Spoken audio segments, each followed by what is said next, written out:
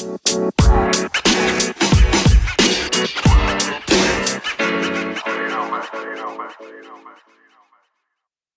ketemu lagi dengan Lembu Tambun di Jurnal Lembu. Dan kita podcast sore-sore siaran. Dan kebetulan banget isu yang pengen gue angkat kali ini adalah kebetulan jadi pas jam makan siang ya, sekitar jam 12 gitu. Terus kemudian habis makan siang sebentar, terus gue pengen leye lah, pengen santai di ruang tempat istirahat. Di sana ada teman gue yang udah nongkrong, dan sambil habis itu karena langsung aja spontan kita ngobrol. Dan yang pertanyaan yang menggelitik buat gue adalah, hingga akhirnya gue membuat podcast ini adalah, dia bertanya kepada gue, bro, bagi dong tips-tips bagaimana supaya jadi kaya gitu. Gue langsung terdiam dan gue bingung gue harus bilang apa. Karena dia tahu gue menjadi duta cerdas finansial, atau mungkin juga karena dia tahu gue oke ya dalam menata keuangan. Dia tahu tentang keluarga gue bersama istri dan anak. Dia tahu langkah-langkahnya manajemen keuangan. Tapi gue sadar sendiri bagaimana tipsnya untuk bisa menjadi kaya. Gue jujur aja gak bisa langsung jawab pasti bisa langsung cepet kaya gitu ya. Gue masih kepikiran, makanya sampai detik ini ketika gue bikin podcast ini, gue niatin untuk memikirkan jawaban apa yang tepat sebenarnya untuk mengatakan apa ya tipsnya untuk langsung menjadi kaya ya, untuk bisa cepet kayanya gitu ya, bisa cepet kaya. Oke. Situasinya mungkin gambarannya sedikit gini. Teman gue itu dia seorang bekerja, namun istrinya tidak bekerja, ya kan.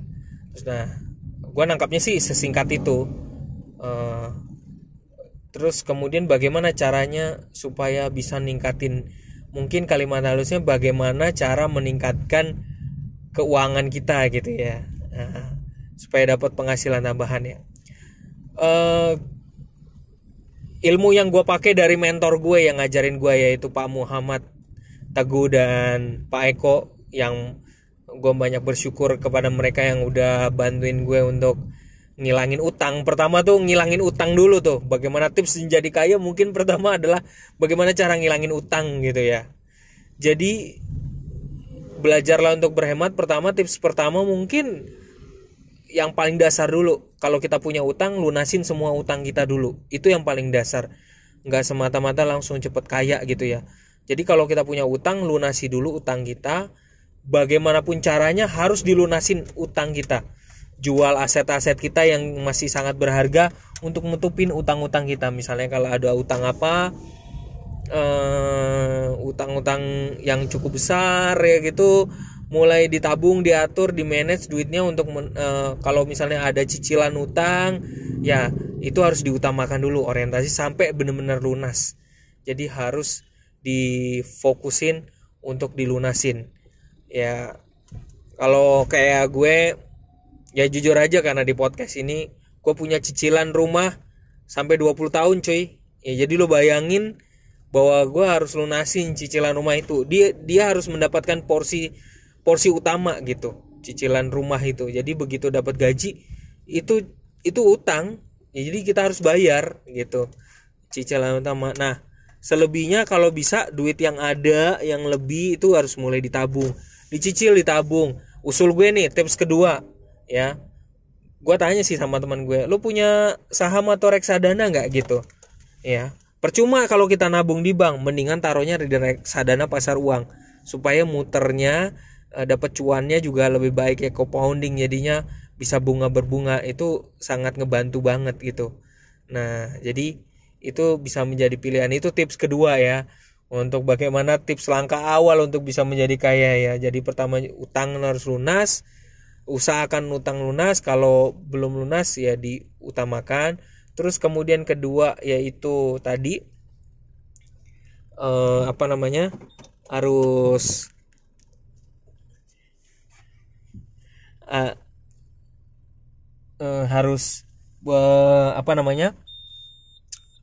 taruhlah duit kita di reksadana pasar uang, cari tempat yang aman ya. Terus kemudian habis itu berikutnya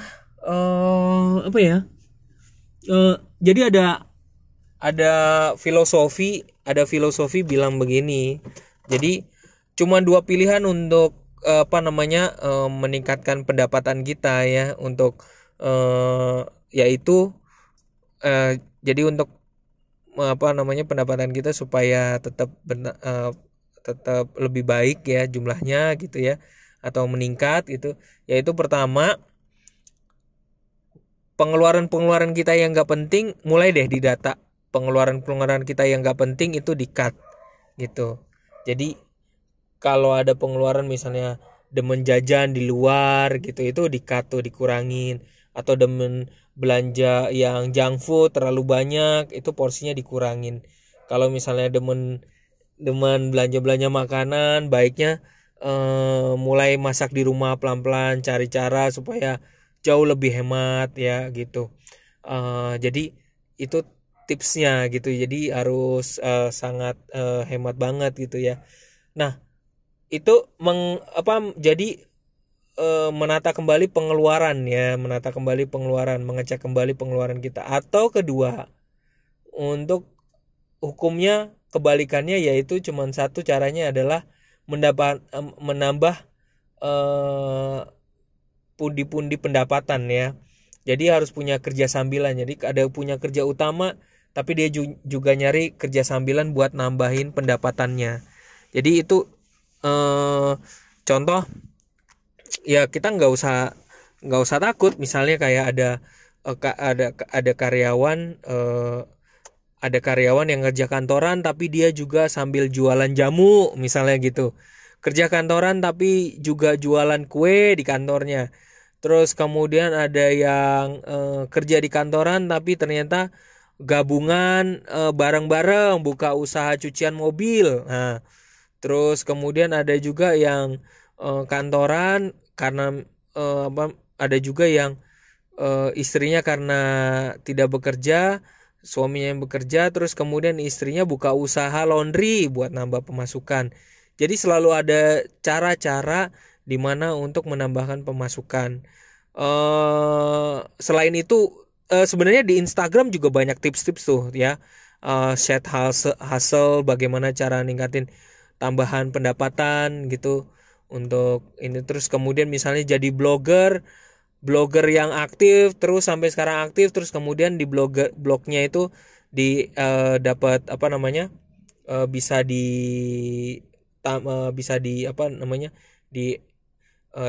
jadi ada di blog misalnya itu bisa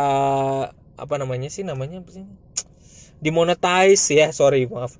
Jadi di blog bisa dimonetize, terus kemudian jago vlogger bisa jadi dimonetize di YouTube ya, terus kemudian jago podcast, sering podcast aja, kemudian habis itu nanti kalau podcastnya udah berkembang, udah banyak followernya, udah cukup tinggi, kemudian dia bisa berkolaborasi dan mendapatkan dia monetize karena dia udah aktif banget di podcast ya.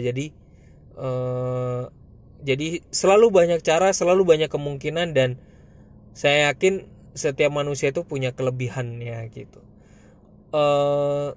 Semoga tips-tips ini bisa membantu dan menjawab pertanyaan dari teman gue itu. Dan akhirnya kesampaian juga, akhirnya gue bikin podcast ini. Kalau nanti ada pertanyaan, silakan langsung aja, lo bisa WhatsApp gue di 0819-050-824-35, atau ada tema yang pengen gue bahas tentang finance, tentang finansial ya, lo boleh hubungin gue. Atau karena lo mau mengkritik tentang catatan gue di podcast ini, monggo, gue sangat terbuka banget. Mari kita tukar pikiran supaya kita sebagai bangsa Indonesia makin cerdas finansial. Salam dari gue, Lembu Tambun, hanya di podcast Jurnal Lembu. See you, bye-bye.